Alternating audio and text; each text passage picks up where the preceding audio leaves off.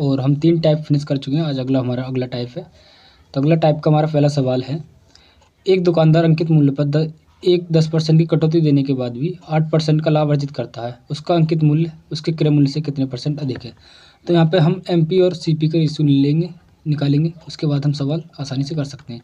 जब तक एमपी और सीपी का नहीं पता होगा क्या है कितना है, तब तक का सवाल नहीं हो सकता। ठीक है, तो ये 10% की कटौती करता है किस पे, अंकित मूल्य पर। अगर मैं मानता हूँ अंकित मूल्य मेरे पास 100 है, तो 10% की कटौती की है, तो मतलब क्रय मूल्य उसने 90 रखा होगा।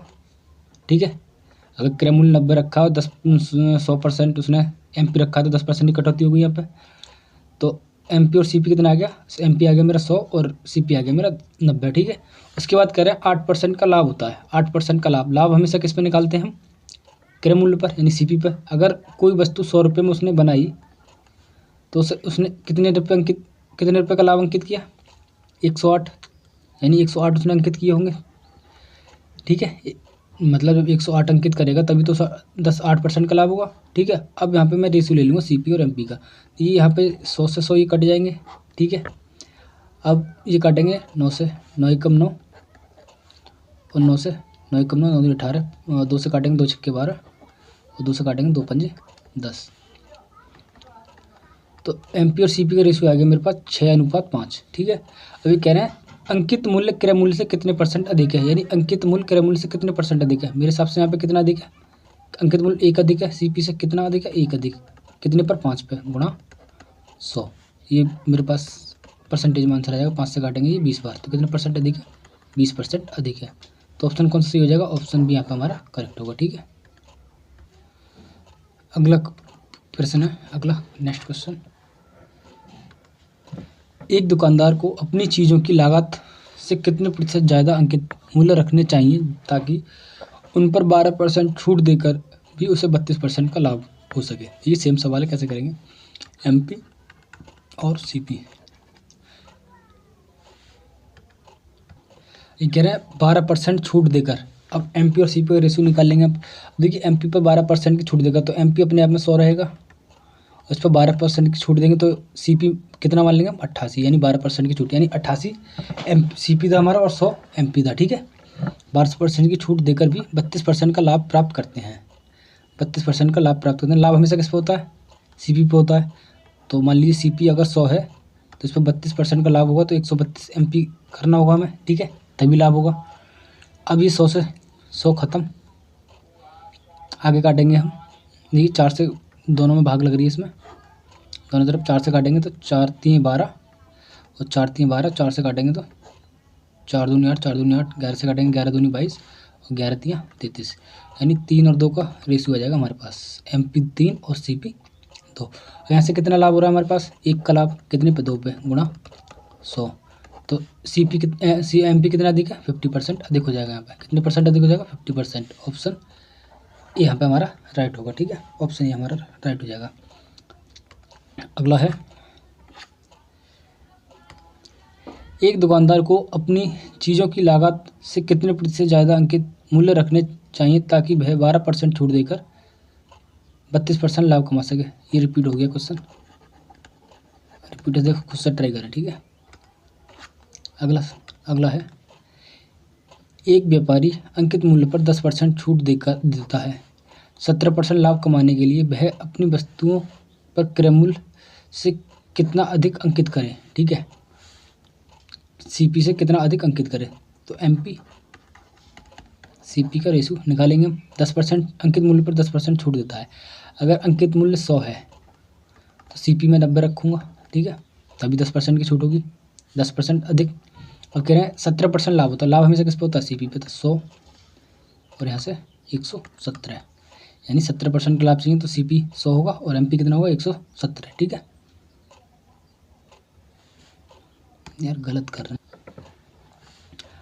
अब यहाँ पे 100 से 100 खत्म, यहाँ पे भाग करेंगे 3 से, 3 3 और 3 27 और 3 3 9।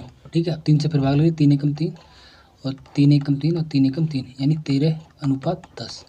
तो कितने अधिक है यहाँ पे, एमपी सीपी से 3 अधिक है, कितने पर, 10 पर, गुणा 100, 1 0 से 1 0 खत्म। तो कितने % अधिक होगा, 30%। तो ऑप्शन कौन सा सही हो जाएगा हमारा, ऑप्शन यहाँ पर हमारा करेक्ट होगा। ठीक है, अगला है, किसी वस्तु को 10% छूट देकर 8% लाभ पर बेचने के लिए अंकित मूल्य में लागत मूल्य की कितनी वृद्धि करनी होगी। सेम सवाल है, खुद से ट्राई करें। अगला सवाल है, अगला टाइप है हमारा समतुल्य बट्टा पर आधारित सवाल। ठीक है, समतुल्य बट्टा पर आधारित सवाल यानी एक समतुल्य बट्टा का मतलब होता है कई छूट लगातार देनी, तो एक कल छूट के बराबर कितनी होगी। ठीक है, जैसे मान लीजिए 10% की दो छूट दी तो वो एक कल छूट के कितने परसेंट के बराबर होगी, उससे हम समतुल्य बट्टा बोलते हैं। ठीक है, तो यहाँ पे सवाल है, एलेक्स ने अपनी वस्तुएं बेचने के लिए 30% की दो क्रमिक छूटों की घोषणा की, कुल मिलाकर प्रभावी छूट क्या है। देखिए यहाँ पे एक तो हम सक्सेसिव से कर सकते हैं और एक परसेंटेज वाला रेशियो वो हम देखिए पहले हम करेंगे इसे सक्सेसिव से। ठीक है, तो 30% की क्रमिक दो छूट दी है। ठीक है, तो -30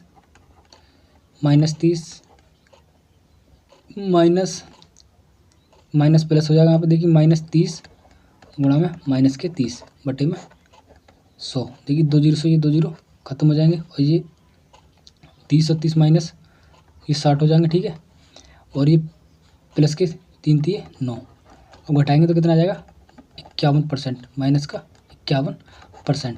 तो प्रभावी छूट कितनी होगी हमारी 51%। ठीक है, ऑप्शन डी यहाँ पे हमारा करेक्ट होगा 51%। 51% हो जाएगा। अब देखिए इसे परसेंटेज में कैसे करेंगे, देखिए 100% 100 है, इस पर पहली 10% की छूट 70 बटे में 100 गुणा फिर अगली 30% की छूट। अब 2 जीरो से 2 जीरो ये खत्म और ये 2 जीरो से ये 2 जीरो खत्म, तो 49% आया। अभी 49% से 100 में से माइनस करेंगे तब वो जो हमारी छूट निकल कर आएगी डिस्काउंट, तो 51%। ठीक है, कितने परसेंट की छूट है 51% की छूट। चाहे आप सक्सेसिव से कर लें चाहे आप इस तरीके से कर लें, दोनों तरीके आसानी है। ठीक है, अगला सवाल है हमारा, कोई खुदरा व्यापारी किसी वस्तु पर क्रेताओं को छूट के निम्न विकल्प देता है, इसमें से बतानिए क्रेताओं के लिए उस विकल्प के अंतर्गत विक्रय मूल्य न्यूनतम होगा, कम से कम विक्रय मूल्य होगा, वो छूट हमें बतानी है। ठीक है, चारों ऑप्शन चेक करके देखेंगे हम। मान लीजिए अंकित मूल्य हमारे पास 100 रुपये है। ठीक है, 100 रुपये, तो 100 रुपये पहली दो छूट है 10% की, यानी कि 90 बटे में 100 गुणा 90 बटे में 100। अब यहाँ पे 2 जीरो से ये 2 जीरो खत्म, 2 से 2 जीरो खत्म, तो SP क्या आ जाएगा यहाँ पे 81 रुपये। ठीक है, अगली छूट है हमारे पास 12 और 8% की। ठीक है, यानी 100 रुपये विक्रय मूल्य वो MP हमारे पास 12% की छूट यानी 88 बटे में 100, तो अगली है 8% की यानी 92 बटे में 100। अब ये 2 जीरो से 2 जीरो खत्म, अब 88 और 92 की हम मल्टीप्लाई करेंगे तो ये आएगा हमारे पास 80.96, ये अगला SP आएगा। ठीक है, सेकंड वाले का। फिर अगले है हमारे पास 15 और 5% की छूट, यानी MP हमारा 100 ही है, 15% की छूट यानी 85% बटे में 100। अगला है 5% यानी 95 बटे में 100। 2 जीरो से 2 जीरो ये खत्म हो जाएंगे। अब 85 और 95 की मल्टीप्लाई करेंगे हम तो आ जाएगा हमारे पास 80.75, ये थर्ड वाले का SP है। और लास्ट है हमारे पास 20% की एक छूट, यानी कि 100 रुपये अंकित मूल्य हमारे पास और 80% 0 से 0, ये कितना आ जाएगा हमारे पास 80। तो सबसे कम न्यूनतम मतलब कम विक्रय मूल्य किस में रहा है, कौन सी में रहा है, देखिए सबसे विक्रय मूल्य रहा है हमारे एक यानी 20% वाली में, 20% वाली में। तो यानी ऑप्शन कौन सा सही हो जाएगा हमारा, ऑप्शन यहाँ पे 4 नंबर D सही होगा। ठीक है, अगला प्रश्न हमारा 10, 20 तथा 40% की क्रमिक छूटें एक अकेली कितने प्रतिशत छूट के बराबर है। देखिए इसमें हम सक्सेसिव भी लगा सकते हैं और सक्सेसिव ना लगाएं तो उसे हम अंकित मूल्य 100 मानकर भी कर सकते हैं। ठीक है,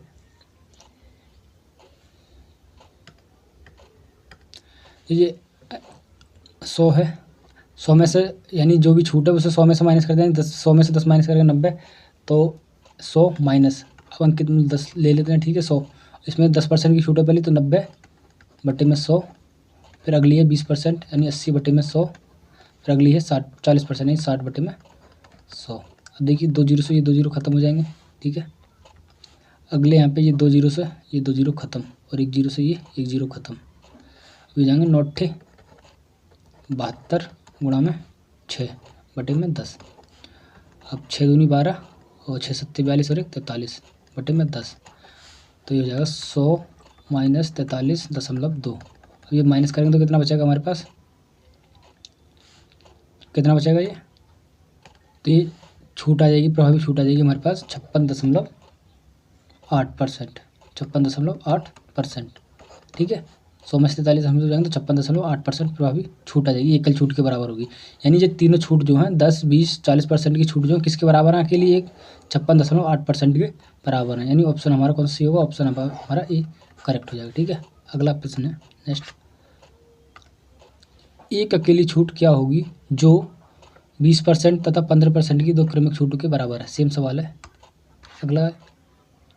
अगला टाइप हमारा अपठनीय बट्टा यानी अज्ञात बट्टा ज्ञात करना। ठीक है, सवाल है, एक वस्तु का मुद्रित मूल्य 320 रुपये है। एक खुदरा व्यापारी उसके लिए 244.80 रुपये का भुगतान करता है।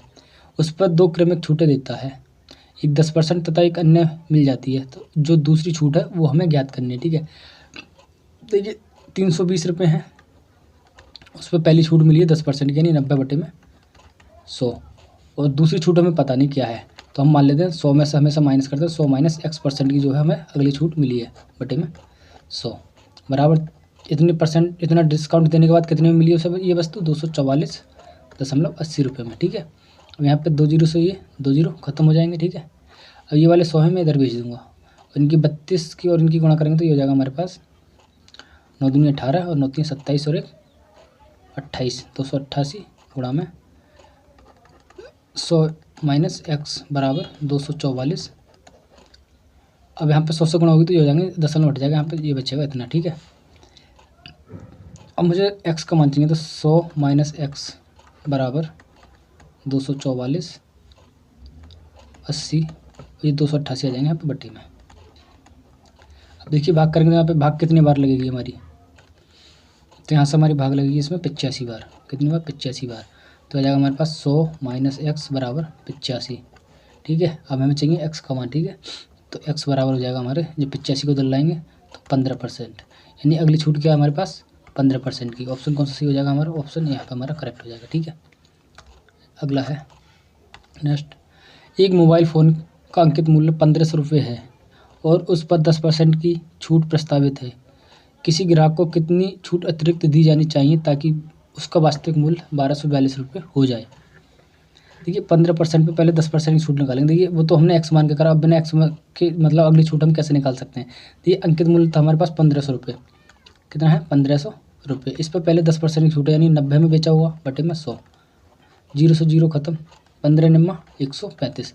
यानी अब जो क्रय मूल्य होगा, जो अब मैं डिस्काउंट निकालूंगा वो 1350 पे काउंट करूंगा। ठीक है, अब 1350 की वस्तु कितनी में बेची है, 1242 रुपये में बेची है, 1242 रुपये में। यानी पहली छूट 90 की देने के बाद मेरे पास अगला MP क्या आ जाएगा, मतलब छूट देने के हिसाब से अगली छूट दूंगा तो मैं कितने पे दूंगा 1350 पे। ठीक है, अब यहाँ से 1350 में से माइनस करेंगे तो ये 8 बचेगा यहाँ पर, ये 0 और यहाँ पे 1, यानी 108 रुपये का डिस्काउंट है, 108 रुपये का डिस्काउंट। तो डिस्काउंट कितना है 108, कितने पे है 1350 पे, 1350 पे गुणा में 100, ये मेरा परसेंटेज में आंसर आ जाएगा। ठीक है, 0 से 0 खत्म, और 5 दूनी 10 और 5 दूनी 10, 5 सत्ते 35 और 27 चौक 108, यानी अगली छूट क्या होगी मेरे पास 8% की। तो इससे हम ये हो गया हमारा विदाउट एक्स। ठीक है, इससे हम विदाउट एक्स भी कर सकते हैं, यानी एक्स मानकर भी कर सकते हैं और बिना एक्स की भी कर सकते हैं। तो ये थी आज की डिस्काउंट की क्लास, और अभी 1-2 क्लास और होगी डिस्काउंट की, उसके बाद डिस्काउंट हमारा फिनिश हो जाएगा। ठीक है, उसके बाद discount finish. I hope class आपको अच्छी लगी, सवाल समझ आए होंगे। अगर आपका कोई भी डाउट है तो आप कमेंट जरूर करें, और आपको वीडियो अच्छी लगी तो वीडियो को लाइक करें और वीडियो को अपने दोस्तों में शेयर करें। और आपको इसके सॉल्यूशन के PDF चाहिए तो आप हमारा टेलीग्राम चैनल ज्वाइन कर सकते हैं, लिंक डिस्क्रिप्शन में। जय हिंद।